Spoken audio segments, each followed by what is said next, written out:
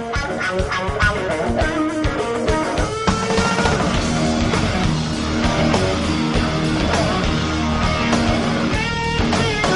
guys, welcome to my channel. It has been 1 year since I bought this bike. Previously I had a KTM Duke 200. I have done roughly around 16k odd kilometers with that bike, have traveled across various terrains and have traveled to many places. Then I thought I required an update and then I sold my bike.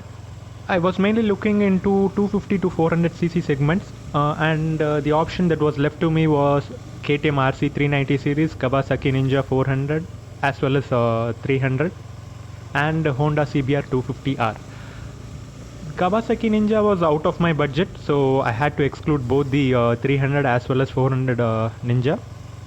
RC 390, it's a very good bike, but it is more of a track focused bike, so I rejected that bike too.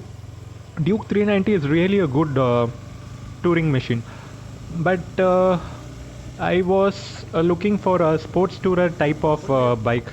So now I was left with only Honda CBR 250R, and we all know how long it has been since Honda introduced that particular bike into our country. I think way back in 2008 or 2010 they introduced this bike, and since then bike hasn't received any major update. To my knowledge, I remember that the last update came in the form of headlights. Initially it had a halogen bulb, later it was changed to LED lights. A year back Suzuki Gixxer 250 was released, 250 SF. So I thought, okay, let me take a test drive and then decide about it. I took a test ride and it was nice. So I went on to purchase the bike. I purchased this in last June. Actually, it's going to be around a year in another 12 days. I had a very good experience with this bike. I've clocked roughly around 7000 k odd kilometers in this bike till date. My experience was great, and there hasn't been any sort of big issues with this bike. Suzuki claims that they have developed this new 250cc single cylinder oil cooled engine for this particular motorcycle, and they haven't derived this engine from any of their previous models.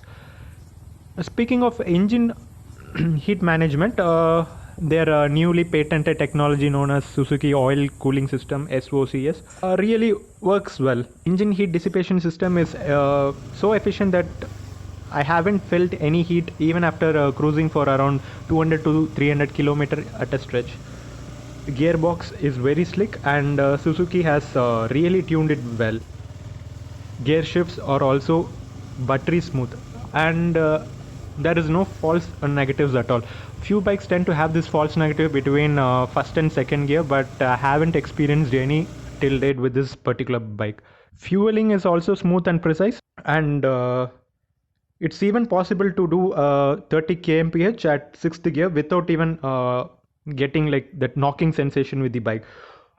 So it can be used in very congested traffic.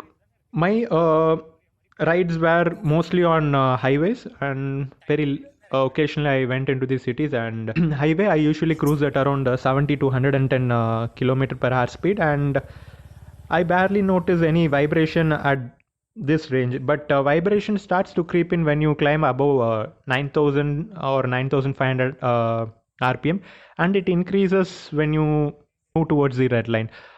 Speaking of the mileage, I do get around 35 to 40 kilometer per liter on highway rides, and around 30 to 35 in city, which is definitely an excellent figure for a 250cc bike. And also the tank capacity is 12 liters, so you can expect a fuel range of around 400 to 425 kilometers. The headlights, it's the real pro of this particular bike. The headlights are made up of LEDs and are the best among bikes under 500cc segment. It has a very good illumination.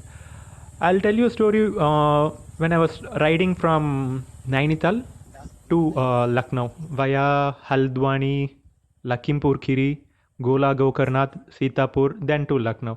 And for those who have traveled in this route, they would know that between Lakhimpur Kheri and Gola Gokarnath, there is forest surrounded on either side of the road, and you don't have any lights in between, especially if you're traveling after 5 o'clock in the evening. You will have problem with it if you don't. It cost me around 1500 rupees at max for the service.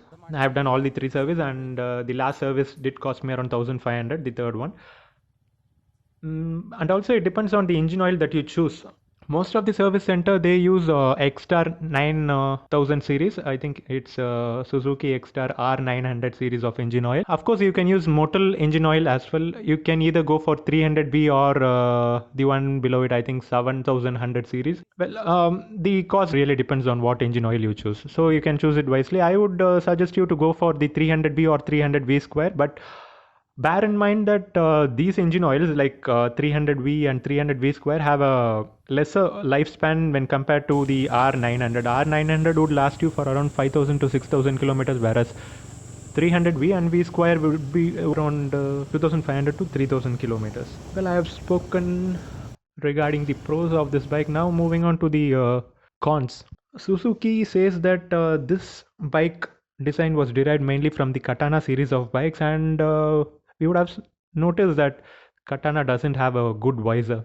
Its design itself is like that. So this bike too doesn't have a good visor. There is a visor, but you will feel wind blast when you're cruising at speeds over 90 km per hour. As of now, none of the online platforms are selling aftermarket visors for this particular model, but I think soon it will come. And next in the list is the spongy brakes. Yeah, it's really spongy. You will not feel the initial bite as well as the feedback. Well, the front brakes are okay, but the back brakes are really pathetic. Of course, sintered brake pads would have a good initial bite, but till now I haven't seen anyone selling sintered pads for this particular model. So Suzuki really needs to improve on its brakes.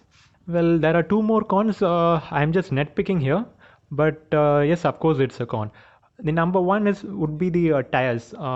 Of course, these tires are excellent. You can tour for around 15k to 16k kilometers with these tires, but when you go on some wet roads, especially after rains, the grips tends to be a bit on looser side. And the last one, really nitpicking guys, is the instrument cluster. Even though it has essential info such as odometer, trip meter, fuel gauge indicator, gear position indicator, it does miss on engine heat indicator, side stand indicator, and also distance to empty. Suzuki can include in this, but come on, for a bike of around 2 lakhs on road price, this is more than enough.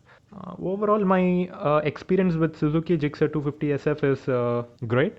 It is a good sports tourer. It checks most of the boxes without compromising on many of the things, especially for cost cutting purposes. Who should really go for this bike? According to me, those who are planning to start their touring genre of biking, they can definitely opt for this bike.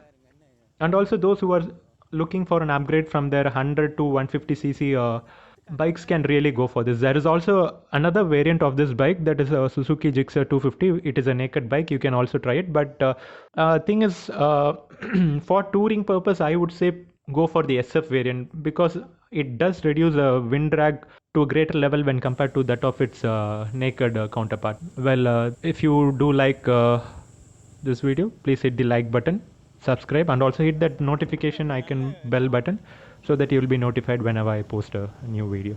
Thank you. Ciao.